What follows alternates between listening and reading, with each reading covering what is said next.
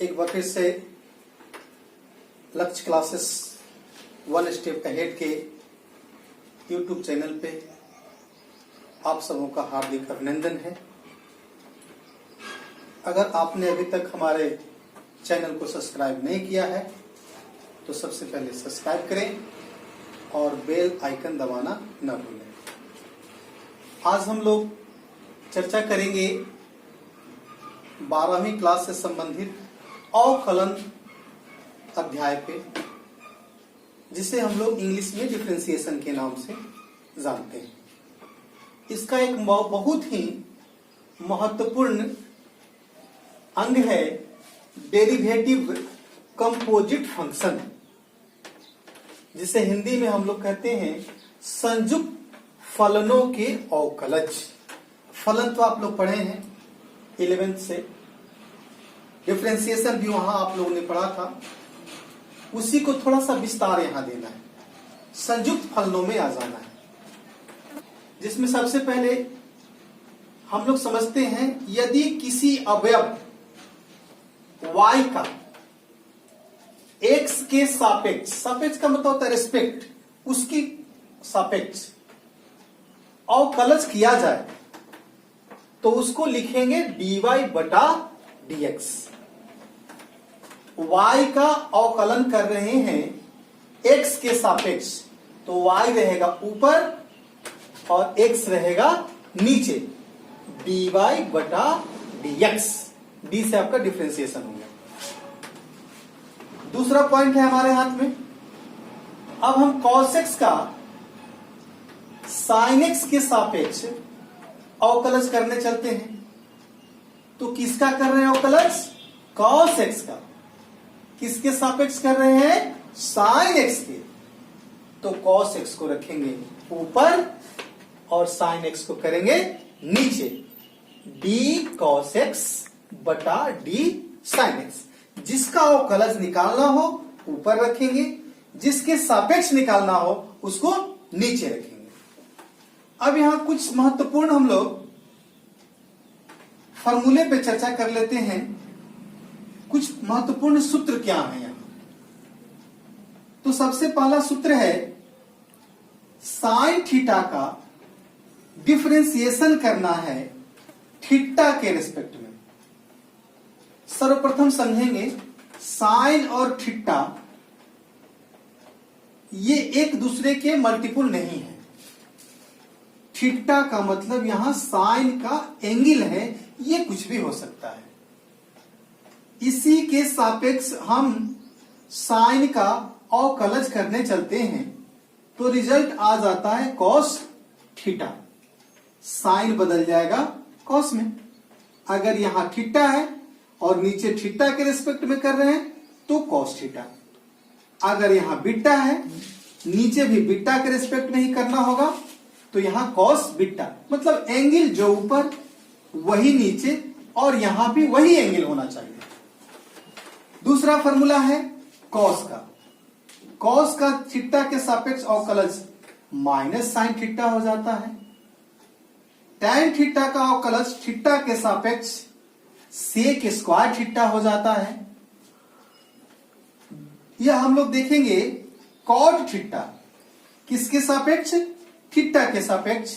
इसका अवकलज होता है माइनस कोसेक स्क्वायर थीटा। इसकी अगली निष्पत्ति है त्रिकोणमितीय फंक्शन का सेक थीटा। तो सेक थीटा का थीटा के सापेक्ष अवकलज होगा sec theta into tan theta. छठा, कोसेक थीटा का अवकलज ज्ञात करते हैं थीटा के सापेक्ष, तो आएगा minus cosec theta into cot theta. 6 त्रिकोणमितीय निष्पत्तियों का हम लोग फॉर्मूला देख चुके हैं, साइन, कॉस, टैन, कॉट, सेक और कोसेक। इसके बाद आते हैं, यदि थीटा का पावर n हो और थीटा के सापेक्ष डिफरेंशिएशन करना हो, अवकलज ज्ञात करना हो, जो भी पावर होगा वह पावर थीटा के साथ गुना में आ जाएगा और पावर में से एक घट जाएगा। जैसे पावर यहां n है, n गुणज में हो गया थीटा का, और पावर के जगह पे n-1 हो गया, हर बार एक घटता है। उसके बाद 8वां देखते हैं फॉर्मूला। थीटा का थीटा के सापेक्ष अवकलन हमेशा 1 आएगा। अगर ऊपर x हो और x के सापेक्ष अवकलन निकालेंगे तो रिजल्ट 1 आएगा। 9वां फॉर्मूला हमारे हाथ में है सी थीटा, जहां सी कांस्टेंट है और थीटा तो समझ ही रहे हैं, तो सी थीटा का थीटा के सापेक्ष यदि अवकलज हम ज्ञात करते हैं तो सी हो जाता है, जो कांस्टेंट टर्म रहेगा वही हो जाएगा। और केवल कांस्टेंट टर्म का अगर डिफरेंशिएशन ज्ञात करते हैं थीटा के सापेक्ष तो उसका रिजल्ट हर बार 0 हो जाता है। अब हम लोग कुछ प्रश्न पे चर्चा कर लेते हैं। आपके किताब का एक्सरसाइज है 11.1, 11.1 अध्याय है। इसका पहला क्वेश्चन कहता है x के सापेक्ष अवकलित कीजिए। अभी हम लोग फॉर्मूला में समझ रहे थे थीटा के सापेक्ष, कोई बात नहीं है। अब यहां हम लोग x के सापेक्ष देखते हैं। तो पहला प्रश्न का पहला क्वेश्चन है जिसका अवकलन करना है, वो है साइन, इसका एंगल है साइन का ax प्लस b। अब सबसे बड़ी बात, आप लोग 10th क्लास में इसको पढ़े होंगे, अगर साइन के साथ हम थीटा लगाते हैं, इसका कभी ये अर्थ नहीं है कि साइन और थीटा में गुना है। ये साइन के साथ थीटा एक कोण है, न कि दोनों के बीच में गुना का संबंध है। तो अब हम लोग इसको सोल्व कैसे करते हैं। सबसे पहले हमने सोल्व लिखा है और इसको मान लिया है let y is equal to sine ax plus b। यहां हम लोग लिखेंगे, ये शॉर्ट में डिफरेंशिएट लिखा हुआ है, पूरा नहीं लिख रहे हैं। DIFF देके डॉट देने का मतलब हो गया डिफरेंशिएट। बोथ साइड, इसको W को विथ पढ़िएगा, इसको रिस्पेक्ट पढ़िएगा टू x।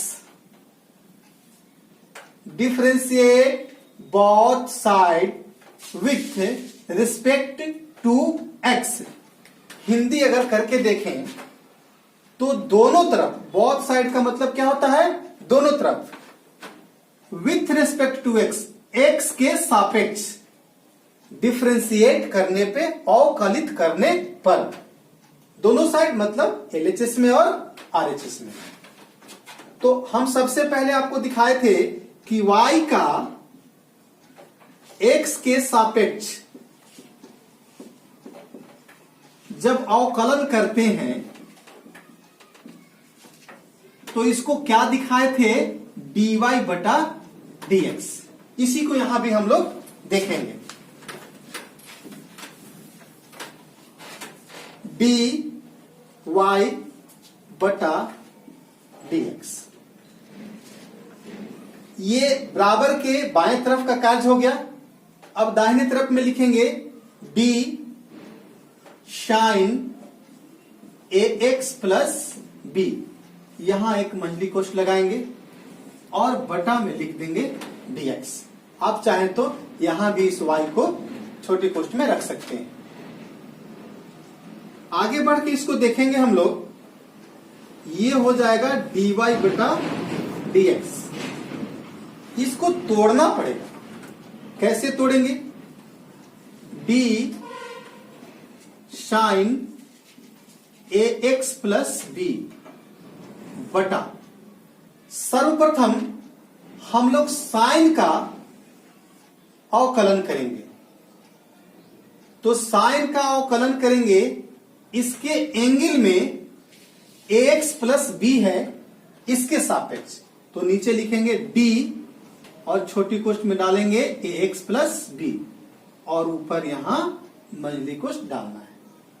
सर्वप्रथम हमने क्या किया है, साइन का अवकलन किया है इसके कोण के सापेक्ष।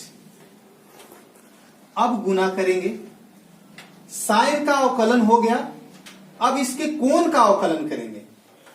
तो कोण में हमको दिखाई दे रहा है D A X plus B, ये इसका एंगल हो गया साइन का, बटा अब यहां हम लोग शुरुआत में किसके सापेक्ष करने चले थे, एक्स के सापेक्ष, तो यहां dx डाल देंगे, dy बटा dx।